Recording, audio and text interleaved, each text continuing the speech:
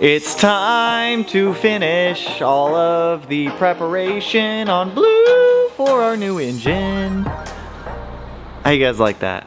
You like that? I bet you didn't, because I'm a terrible singer. So what is going on, you guys? Welcome back to the channel. So we're gonna continue knocking out the last of the things that we need to knock out in order to get our new engine prepared to be dropped in here, because I talked to Jeremy yesterday. I guess they're running behind on stuff, so I'm really hoping that the engine ships out this week. Fingers crossed. I hate playing this waiting game of back and forth. I hate relying on other people, if that makes sense, because when I rely on other people, my plans get pushed out because I have no control over them. If I have complete control over the situation, that's a spider, I can control it. I'm a controlling person when it comes to my projects. I want to control them fully. Hence why I am learning to weld, wire, eat, sleep, and poop.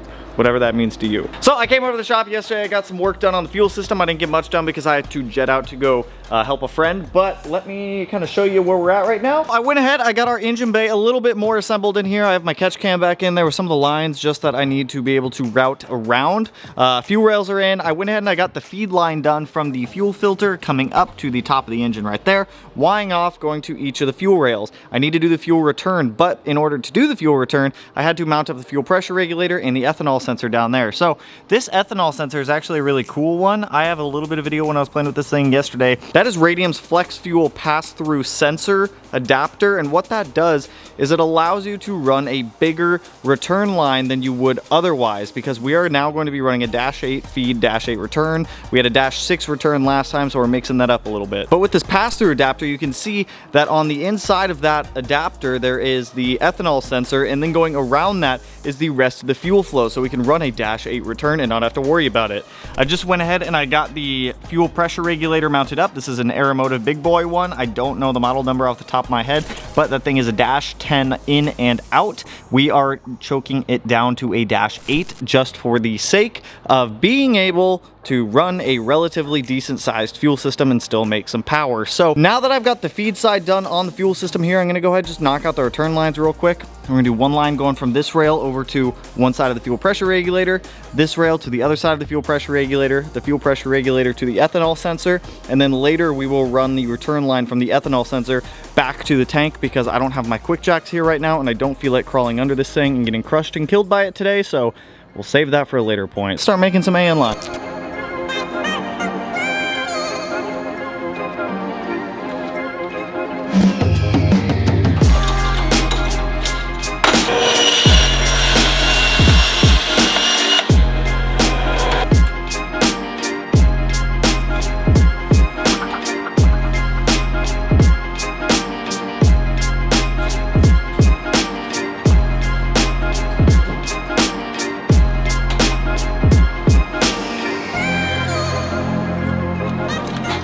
We've got our fuel system built here, so we've got both of the returns done, going over here to our regulator. Driver's side, I need to get like a 120-degree -8 fitting to be able to finish that line.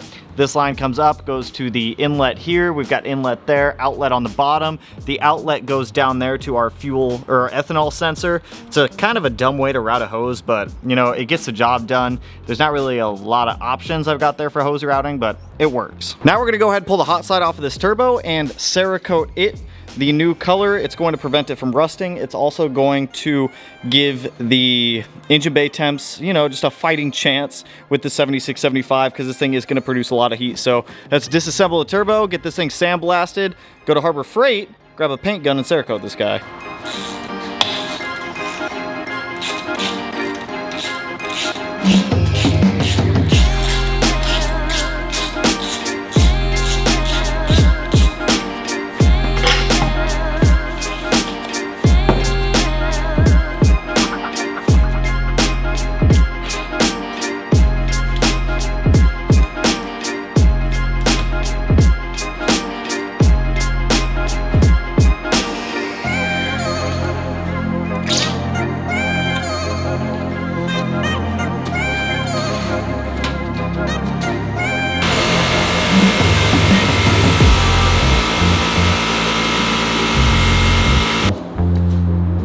Hot side of the turbo has been sandblasted. Let's go swing over to Harbor Freight. I need to grab some acetone to clean it. I need to grab a new paint gun. I'm just gonna grab one from Harbor Freight. There's no need to go buy a big fancy paint gun. Harbor Freight ones work just fine for what I'm doing. I threw my old one away just because it was kind of old and clogged up. So off to Harbor Freight we go, and we can Cerakote. Get that done with.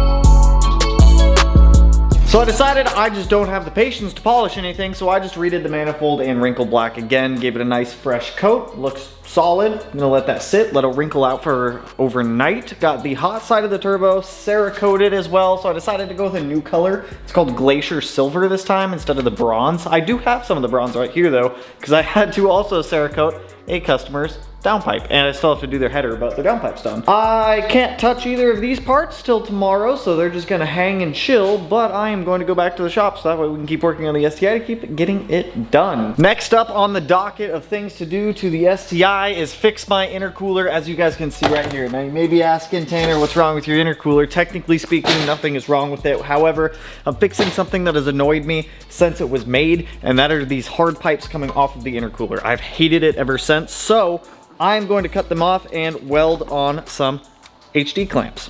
The HD clamps will give a little bit more flexibility with intercooler piping placement, because with this, it's kind of difficult to try to work around that one spot. So I'm gonna just lop it off and then weld that guy on. Now, my bandsaw, A, I don't even know how to get this thing into a saw to be able to cut those off, but B, my bandsaw only goes to 3 inches. My chop saw only goes to 3 inches, so I'm gonna have to cut this by hand, and I'm not gonna use an angle grinder or die grinder, cut off wheel, anything like that, because there's no way in hell I'm gonna be able to get that cut straight. So I am just going to use the good old handy snap-on saw. It'll work just fine. This thing cuts through things, no problem. So, wow, this is gonna suck. I'm gonna start cutting my intercooler. This is the last thing I want to do tonight. I'm gonna come back tomorrow, but I want to get this cut. If I can get it welded tonight, that would be awesome, but I at least want to get the pipes cut off. So that'd be ideal.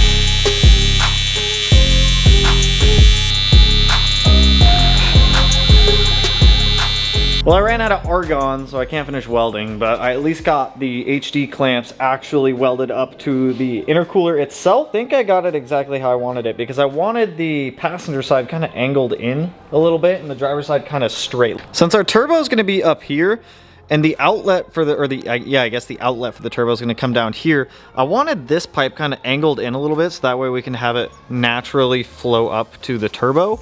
Because before we had that hard 90 and it just put it right here and there was nowhere to go. So this gives us a lot more options. This side is 3-inch, this side is 3.5-inch. Over here, it just comes out perfectly straight with the intercooler. And then I guess I could have angled this side also, but I decided not to. Don't worry about my blue tape in here. I guess I can take that out. Now my aluminum welding still isn't perfect. While it is getting better, actually that's the side I ran out of gas on. Don't look at that side. My aluminum welding isn't perfect, but it's getting better.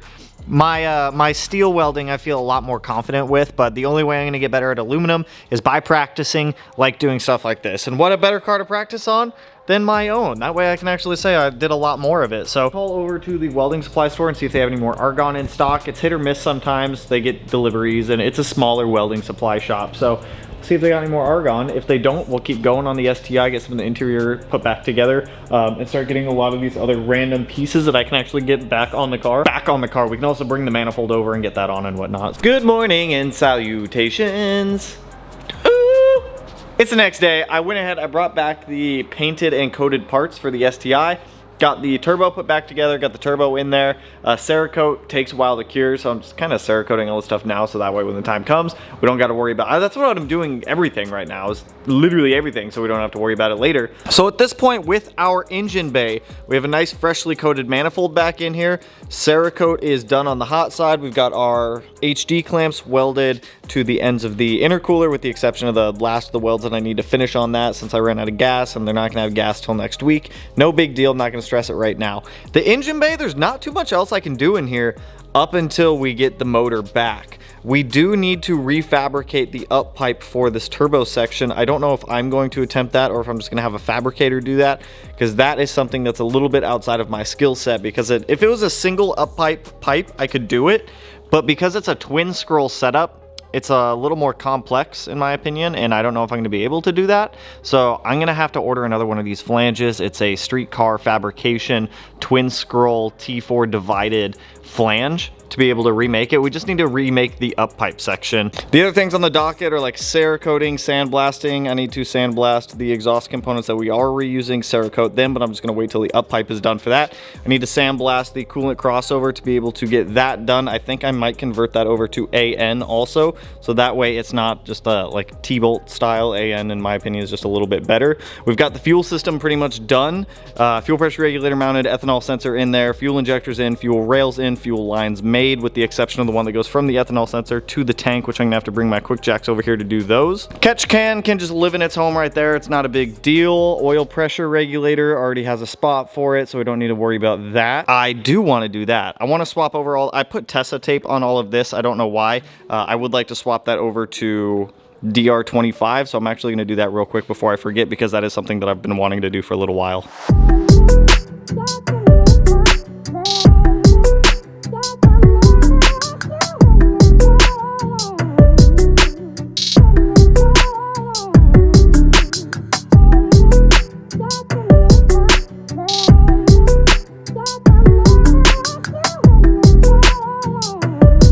But I did put DR25 on all of the actual wiring that goes to the alternator from the fuse box, so it's no longer Tessa taped and it actually looks good, it's protected properly, and it's going to function. The next thing I want to knock out now, because I don't want to have to deal with any problems later, is go ahead and test our engine harness just for continuity, voltage, everything like that with a multimeter. But before I do that, I need to fix one mistake that I had made on the actual harness, and that is, for some reason, I was thinking pressure sensors were taking 8 volt when they actually take a 5 volt sensor supply. So I just need to move pin 12 and attach it to pin 9, which will provide a 5 volt output versus a 8 volt output for the pressure sensors. I don't know what sensors actually use 8 volts. 8 volt sensor supply, 1 amp max output current. I'm not sure why I thought 8 volt sensor supply, because the way that these pressure sensors work is they work off of a scale from, I want to say it's like 0.01 volts up to 4.5 volts. And that 4.5 voltage is going to read 150 or 100 PSI or whatever it's calibrated to. So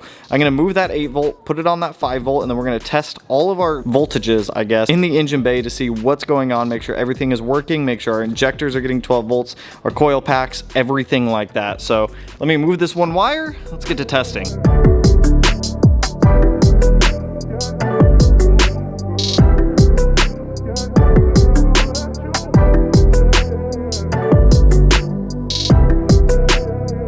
So I've been going around testing the engine harness and everything is literally perfect, you guys.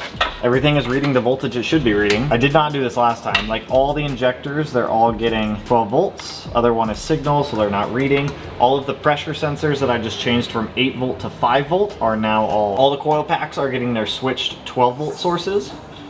So we got switched 12 volt, 3 are grounds, then 1 is ECM signal for the coil pack, which reads around 0.040 volts. I can go ahead and epoxy this harness, and the epoxy is out for delivery today, so I'm going to go ahead and remove the engine harness back out of the car again. I accidentally forgot to disconnect the fuel pump, so I verified the fuel pumps are working also because I just shot E85 out of the fuel filter because I don't have everything tightened down yet, and from up here, hence why there's a rag right there. So fuel system works, which is a good sign. Engine harness works, which is also a very good sign, so I'm going to go ahead and epoxy this thing up today, and we can get our engine harness pretty much done and set aside. Oh, and the fan 12 volt sources all work perfect also. So dude, fuck yeah, man, fuck yeah. This is gonna be so easy once our engine comes back.